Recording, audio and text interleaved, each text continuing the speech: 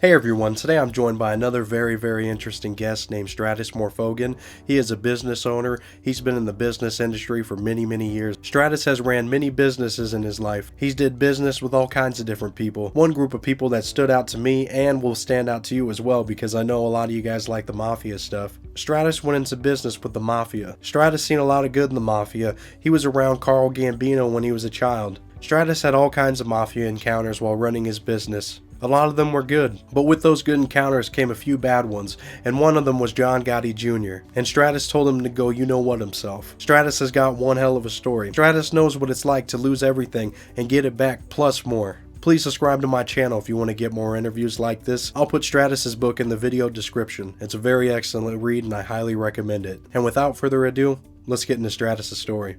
How you doing, Stratis? Hey, how are you? Thanks for having me. Yeah, thank you, man. I appreciate you taking out some time to come on my show, man. I really enjoyed your book. Thank you. It was a love. It was really a joy and love in writing it. I just thought it was necessary because every business book that I've read, and I've read them all, it's everything is always supported by analytics. What's great about being a disruptor, it's supported by true life stories of success, failure, and obstacles. Yeah, you're right. And your book was full of that, and I think, for, to give the audience a good standpoint, who you are and, where you came from, kind of give a background on, where you grew up and, how you got into the, restaurant business. I got in from the womb. I'm third generation restaurateur, typical Greek family.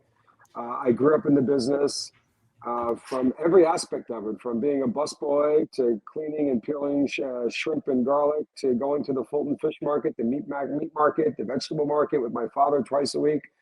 I really grew into the business, and I knew, I knew what I wanted to do at the age of 6, and people don't believe that. And the truth is, yeah, I knew what I wanted to do at an early age. Yeah, That and was restaurants. so you definitely had the advantage. Some people, go through, high school, and go to college and try and figure out what they're gonna do and spend so much time trying to figure out what they're gonna do. So you definitely had the advantage of time, and throughout your life, you really opened up a lot of businesses. You know, but before you got there, you had to go through some struggles and stuff and really build up your reputation and gain the respect of your father and everyone. So when I also, my audience, they really like the Mafia stuff. So I kind of wanted to touch on that, because at a young age, you met a very important person in the Mafia, and kind of expand on that. Yeah, I mean, in restaurants, you learn about discretion. And my first lesson was about 6 years old when I was a busboy at my father's Chelsea Chop House in Howard Beach, Queens. And, we always had a diminutive little guy that looked like he was important, but very underrated, understated. Everybody like jumped to attention when he would walk in. And here's a 6-year-old busboy watching all these grown men and women like, jump to attention, get him his table, get him his drink, da da da da da da da. And I saw my father, who rarely did that, all of a sudden, treat this man like the president walked in. And then I caught his name, and then one day I went there to pour water for the table because I always wanted to be a part of the whole vibe of being in the restaurant business. I always copied and emulated my father. Anything he did, I would copy it. So I went up to the table and I said, "Hi, Mr. Gambino," and I started pouring water. And my first lesson in discretion, and he basically took me by the arm and he put his arm around me. He told me to sit down, just talked about school for a second or two. And then, all the guys were just like dead silent when I said his name. Here's a guy that goes out of his way for no one to understand or who he is or know who he is. And a 6-year-old knows his name. And that was just like, that was like, wow, like silent. You could hear a pin drop, at that table where there were 5 or 6 other guys. And he basically asked me how school was. He slipped a $20 bill in my pocket and he says, "Hi is good enough." And you know what? I don't know what I did. I don't know what I said, whatever. I was like, but all I knew, I had $20 in my pocket, and that was probably worth about 200 today. Damn. When I was leaving, my father says, "Why were you sitting down? What was going on?" I said, "I don't know, Dad. Did I do something wrong?" I just said, he goes, "What did you do?" I said, "Nothing. I just poured water."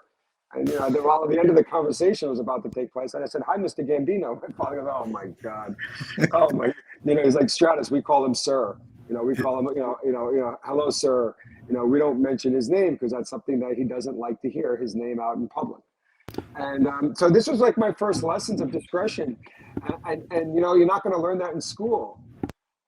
And it followed up later on. If you jump start from 1973 to 2009, I'm going downstairs to say hi to John Paulson, a big hedge fund takeover king. And as I get down to the private room where there was no waiters allowed because they were having a private room with their executives and a PowerPoint on the screen, and I just went down and said hi to him because he's a VIP. I look up on the board and it's a hostile takeover of Bank of America. And that was going to happen the next day.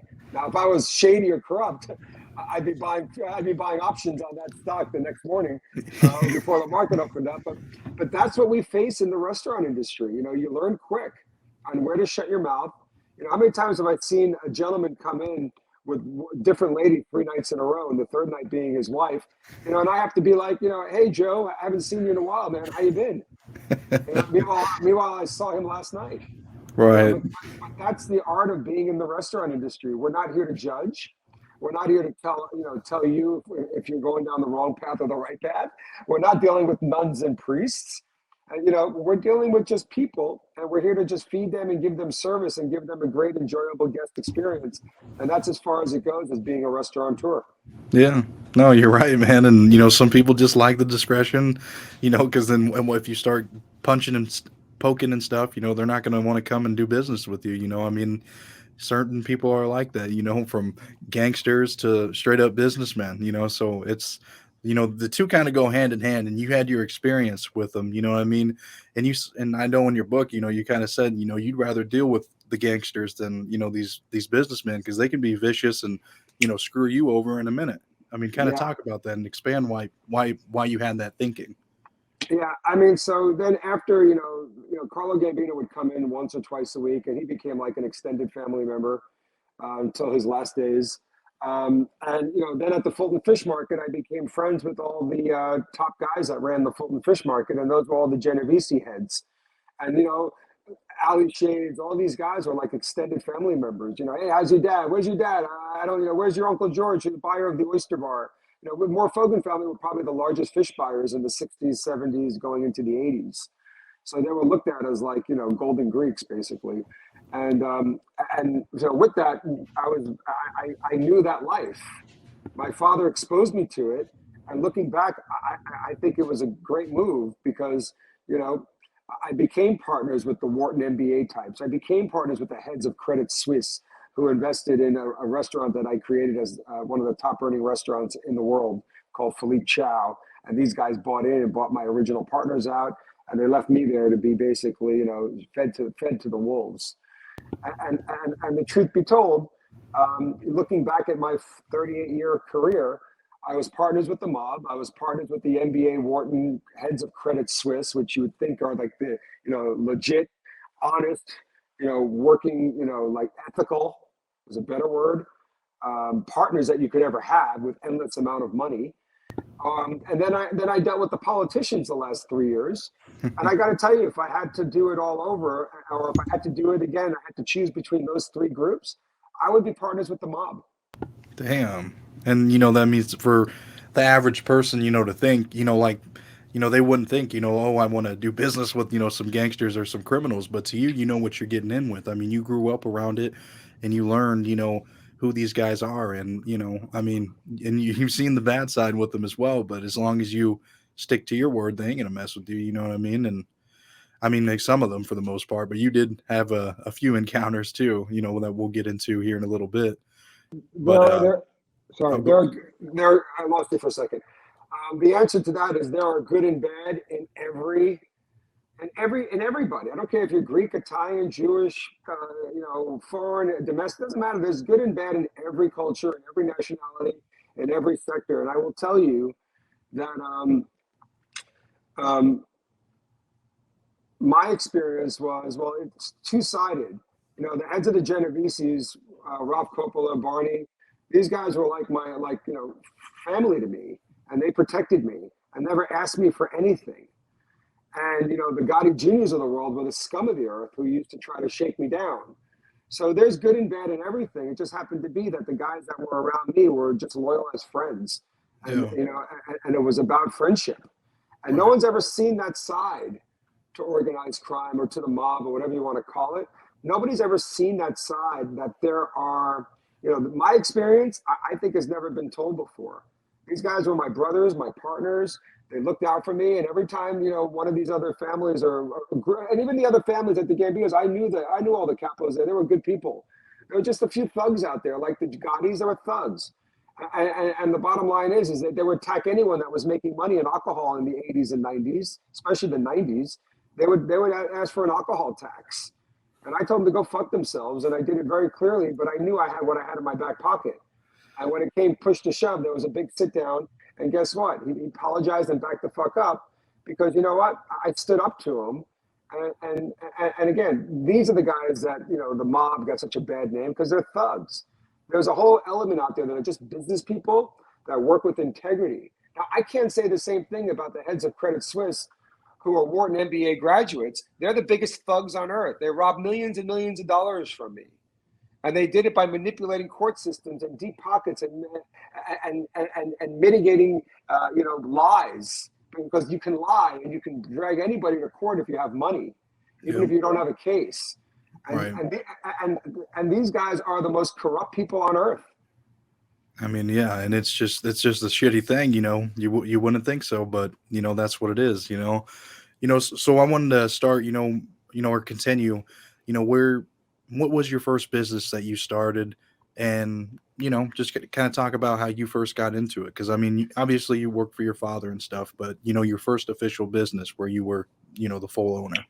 Yeah, I took over. I took over a big fruit stand when I was about 10 years old on Springfield Boulevard Yeah. in Queens, and I had a huge business. Then my father upgraded our house to Garden City, Long Island, and then I had no business because they always say location, location, Location, location. location. But Yeah. being in Queens on a busy street with foot traffic, man, I had a great business.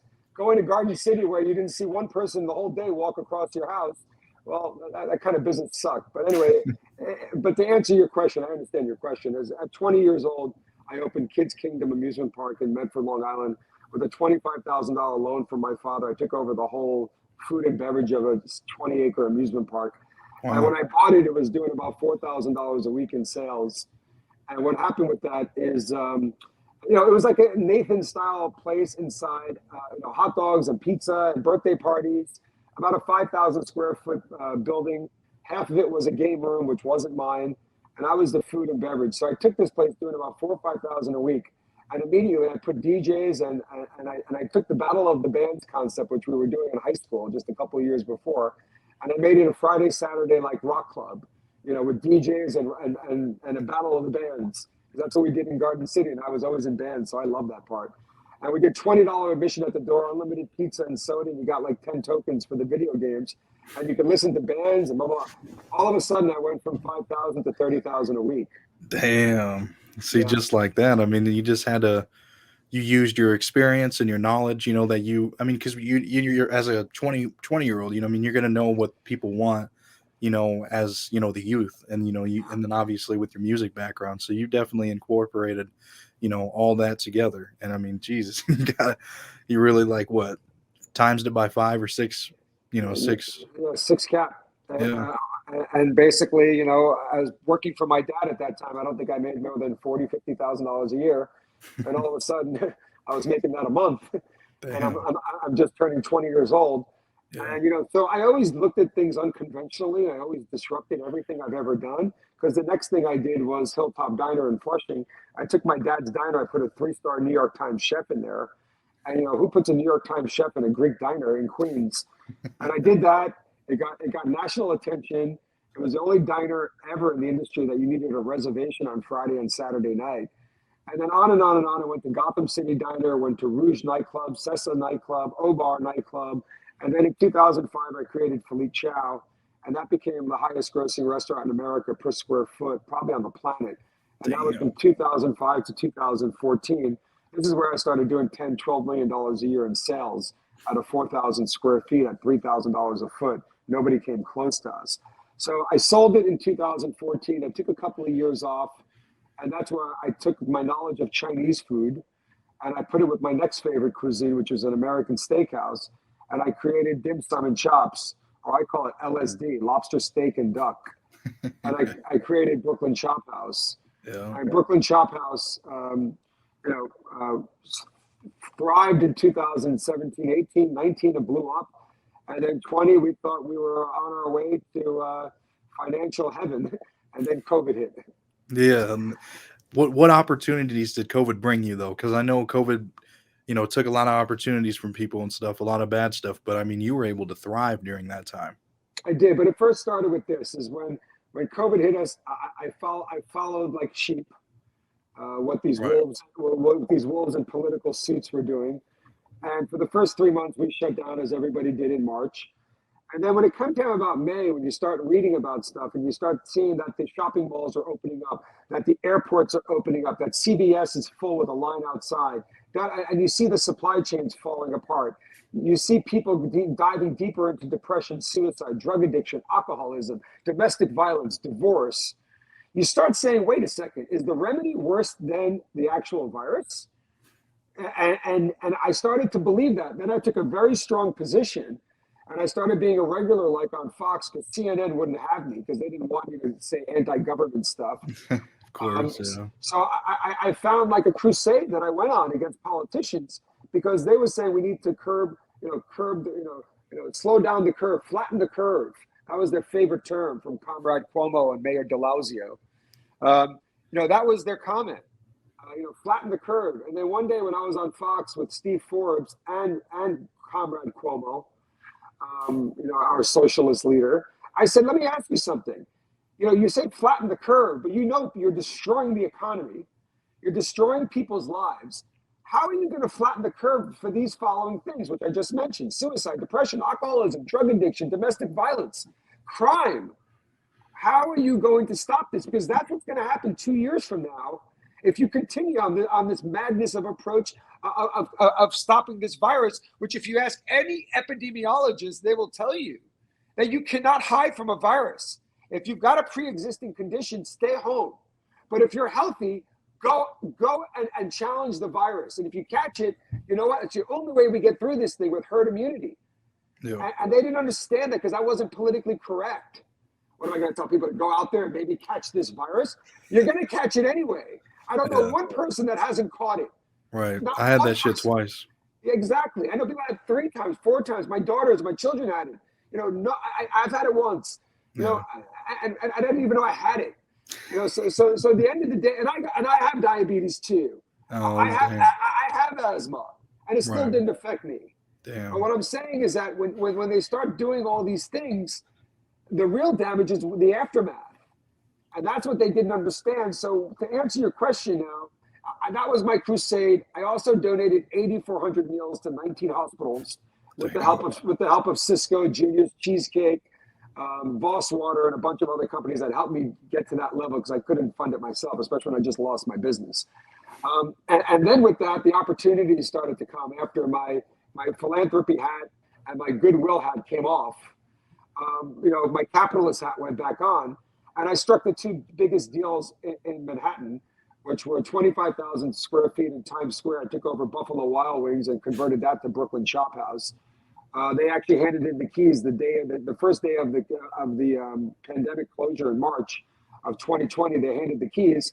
The Freeland Group called me and said, "Hey, we'd love for you to convert this to a chop house." I gave them about 10 terms, which I thought they would laugh me off the table. And it was basically like, "Okay, what's your lawyer's name? Let's just get it done." And because remember, Times Square is not for little people like me. Times Square is for public companies. These are for public companies. And we made the deal there. And then my second deal was bringing back my grandfather's restaurant from 1910, which was called Pappas, which was the first Greek restaurant in New York City. And I did almost 14,000 square feet in Greenwich Village, and that opens in about 2 weeks.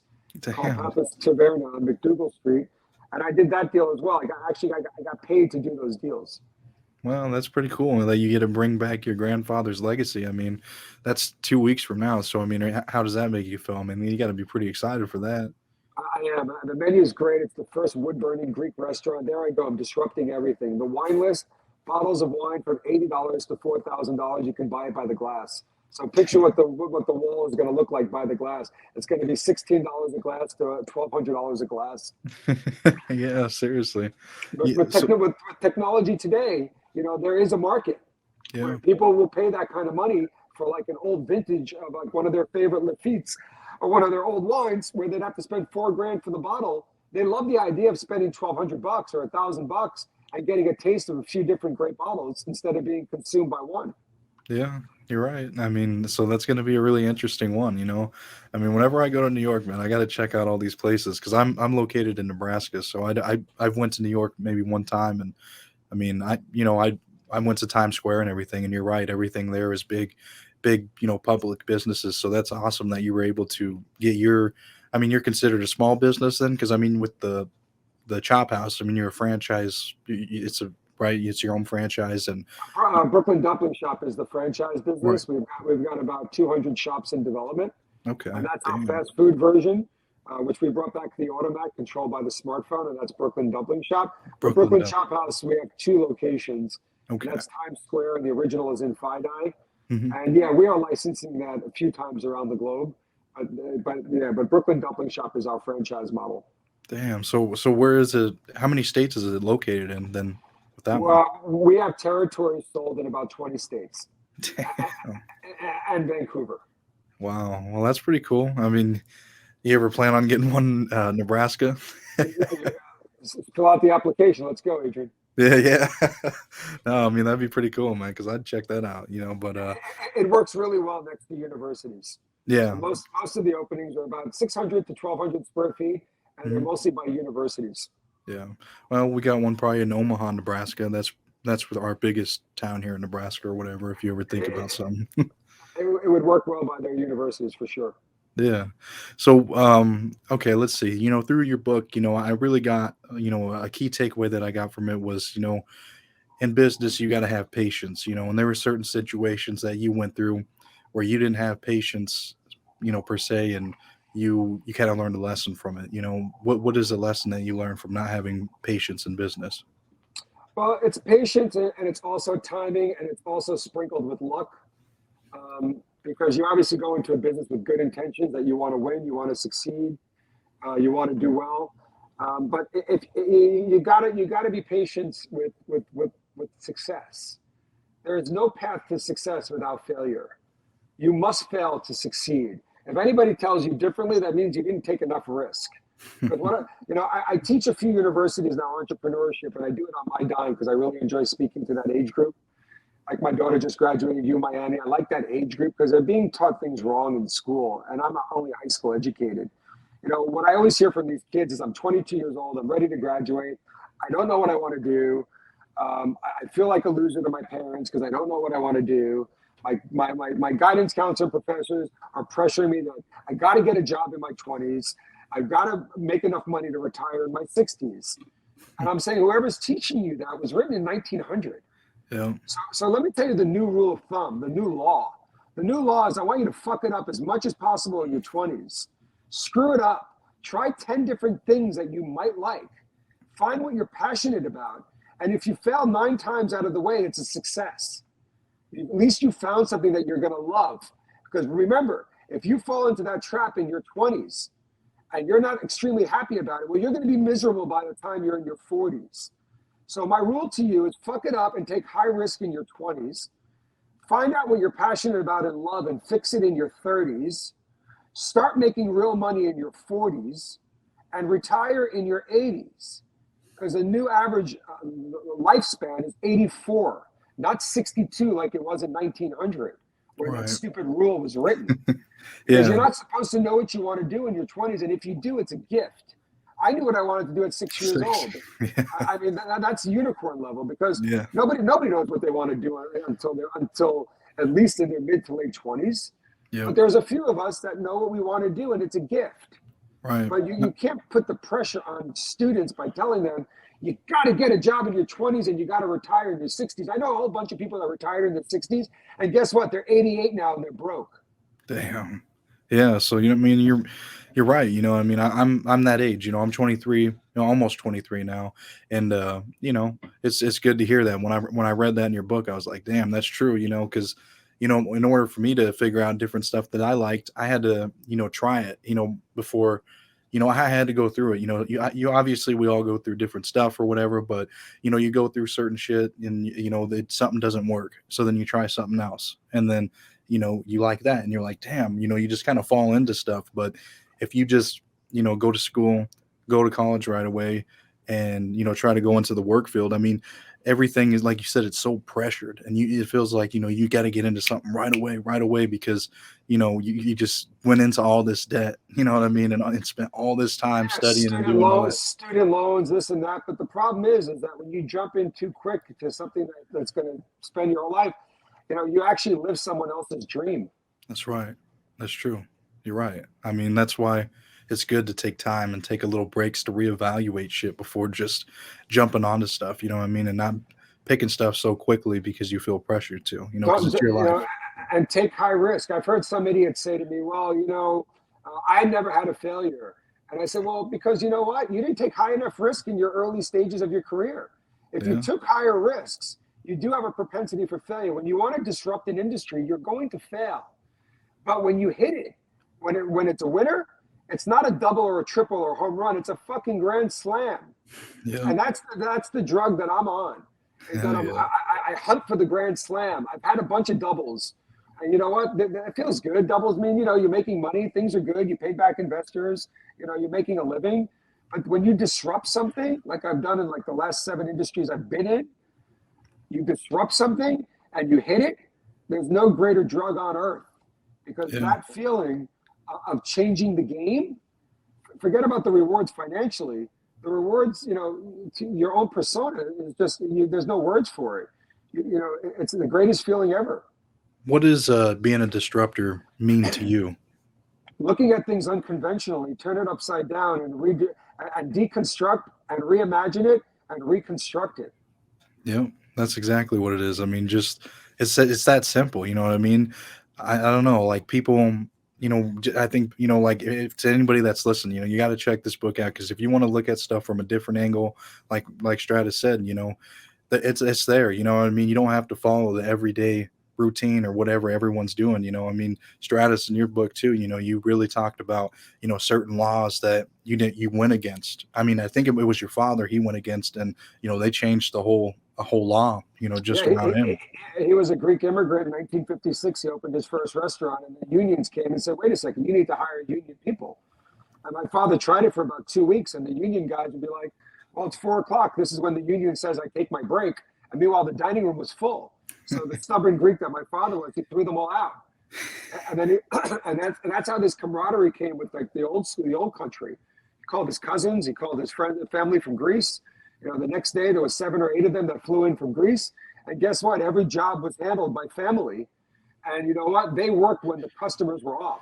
They worked when the dining room was full. They didn't look at their watch and say, the unions tell us that we are supposed to take off right now. But meanwhile, the dining room is full. So they started picketing his restaurant for like a year until the New York Times did a whole story about this Greek immigrant that is not being pro-American. And then that turned on everybody because they realized that, people were actually crossing the picket line and trying to see what this restaurant was all about. Who is this immigrant that's anti-American? He wasn't anti-American. He was pro-customer. Yeah. He wanted to make sure the customers were serviced because the customers for him were his lifeline, were his business. And unfortunately in the hospitality industry, if you want to get into it, that's why my book is important for people that either want to be an entrepreneur or be in hospitality. Because when you read it, you may not want to be any part of this because it's not glamorous and it's not sexy like you might think it is. Yeah, I know a lot of celebrities. Yeah, I've cooked for every president. Yeah, I can call the biggest rock stars my friends. But that's not what it's about. If you don't get on your hands and knees and get your sleeves up and get in that freezer and get in that refrigerator and get in that storeroom and understand your business from the basement up, all that shit goes bye-bye. And that's the restaurant business. Too many people go in the restaurant business thinking, oh, it's glamorous. Oh, I can meet famous people. No, you know what? That comes after. That comes after when the machine is well-oiled and it's functioning. I have 780 seats in Times Square. I have 160 employees. There's 1,000 ways to fail and really one way to succeed. So those odds usually are not successful. Yeah, no, you're right, man. Well, we're almost to that 30-minute mark. You ready to wrap up, or do you have You about out of time? Okay. I gotta catch my daughter's recital. No worries, bro. I appreciate you coming on, Stratis. Where can the people find, your restaurants, your book, and anything else you want to promote? Yeah, I mean, my Instagram, which I'm very active on, is Stratis_Morfogen. Brooklyn Chop House, one word. Brooklyn Dumpling Shop, one word. And Be a Disruptor is at every bookstore. And I really, for the young entrepreneur at any age, if you're 15 or you're 60, Be a Disruptor is a good book to read because it's not supported by boring analytics. It's supported by real life stories of success and failure. Absolutely, man. Well, I appreciate you coming on, Stratis, and taking out 30 minutes of your time, man. I appreciate it. I appreciate it. Thanks for having me. Well, what everyone think? I hope you really enjoyed this interview. I know it was shorter than the ones we usually do. Stratis is a very busy man, so luckily he gave me 30 minutes of his time. His book was really good. I highly recommend it. He goes into more detail about all the things that he talked about today. I'm really glad we got Stratis out here that help people out and motivate people to want to better themselves. Stratis is still luckily around after telling John Gotti to go you-know-what himself. Please comment any key takeaways that you got from this interview. Please share it with someone that you think will enjoy it. Also, please subscribe to my channel if you want more interviews like this.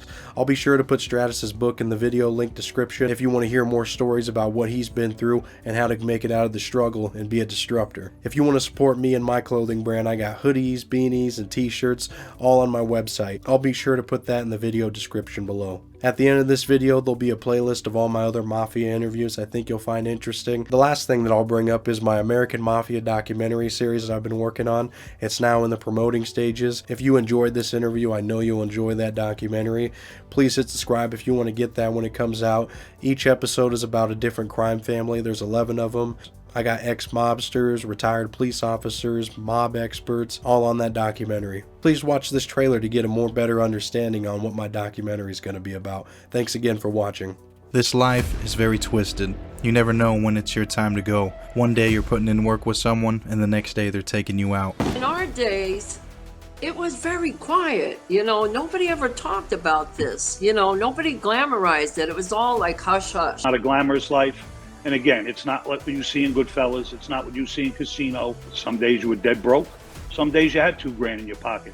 It wasn't every day. You don't know anything else. You don't know what it is to go wake up 6 o'clock and go to work. Work? What the fuck is that? I wasn't going to work. Even bosses get murdered in this life. There was younger guys underneath him, and he wasn't doing the right thing, I guess. He was coming out of the card game, and unfortunately, a lone gunman came up and shot him 5 times. People who knew me would tell you I like to use the bat a lot. If I had to shoot you, I'd shoot you too. I've done that. This life requires many mixed personalities. You have to wear many hats in this life to try and survive. You become 4 or 5 different people all at once. And you got to go home and be a dad and a husband. You got to go to work and do your job. You got to be out in the street and be a gangster. Bonanno family is called Bonanno family because of my grandfather, Joe Bonanno. That life there is done. Today you have to be legitimate today. But you got to be an idiot to want to be a hooligan today. Jail time's now like 100 years for doing nothing. You'll be dead, in prison for life, or in the witness protection program. I don't know anybody. Now, when Mafia turned their back on me, I know everybody. There was the big flip of the Gambino underboss, Sammy the Bull Gravano. Here he is, signing autographs in a restaurant on Mulberry Street. And was supposed to be a secret organization. He was a very, very, very violent guy. No question about it. Albert Anastasia, he was a Brooklyn guy. He was probably the biggest killer in the history of the mob. Michael Francis, his father, Sonny, was a really tough guy. But he really raised his son right. If you want to see a gangster, that's Sonny Francis. And John Sr. don't compliment anybody. This is a documentary series about the American Mafia. It includes 11 different crime families. Each episode is about a different one. The crime families include the Gambino, Genovese, Bonanno, Colombo, Lucchese, the Gallo Crew, Chicago Outfit, the Philadelphia Mafia, the Patriarca, the Trafficante crime family, and the Jewish Mafia. Please subscribe to my channel to watch each episode as they come out.